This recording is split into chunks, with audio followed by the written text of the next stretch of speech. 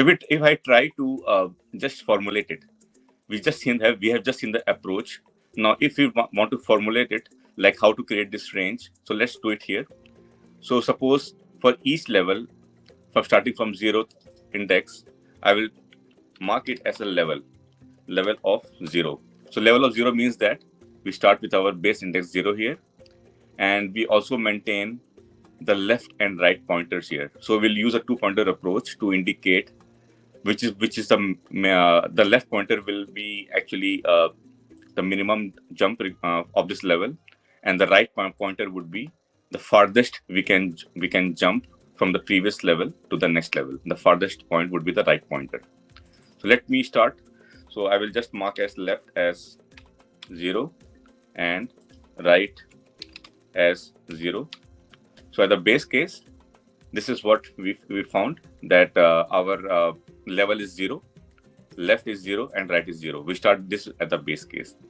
Now to calculate the level 1, just to better represent it, I have moved level 0 here. So for level 0, which is starting at index I of 0, our left and right pointers are 0, right? And this is our base condition. And then we check that what is the farthest we can jump from this index. And here we found that it is 2.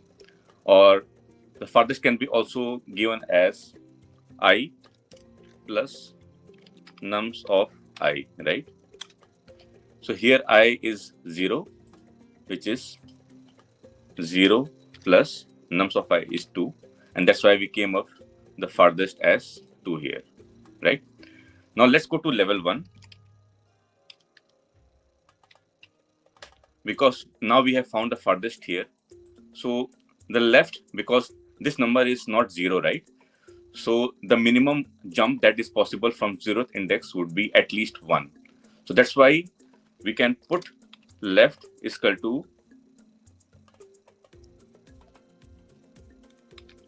maybe just whatever is the right is, because from this level it would be right plus 1. Because in the current level, we already know that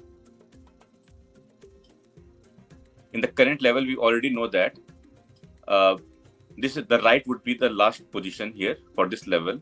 So that the left, we will always start with the next index, because if it's not 0, the left would be only the base case. I mean, the minimum number for the next level would be at least one jump next to the right index. That's why I have put left is equal to right plus 1.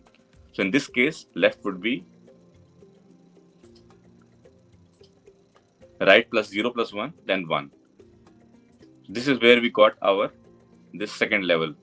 And now for the right, because right is going to represent the farthest we have jumped from this index, right? And here the farthest we have already calculated as 2. So the right is 2 now. And now again, so the left is this, right is 2. Now the farthest, if I check from this level now, from 3 and 1, we have to calculate this, right? And then, so it means that we have to iterate from left to right, and we have to see that what is the maximum value. So if I just iterate from left to right, from 1 to 2, we already know that the 3 is the maximum, the 3 is greater than 1, right? So farthest will calculate using this formula, I plus nums I. So I would be 1. Better I will write it as 1 plus nums of I is 3 is equal to 4, right? And so this is one case. And then when we move to the next pointer 2, again we calculate the farthest. It would be I 2 plus nums of I is 1 is equal to 3. So the maximum out of 4 and 3 is 4. So that's why the new farthest would be 4. Okay. So we have calculated in this level 1. Now let's go to level 2. Right. So level 2, again we use the same formula. We have got the right as 2. So left is equal to right plus 1. So left will become 3 here, and right would be the farthest, right? But before we calculate, we have to calculate farthest first. So for farthest, again, we have to see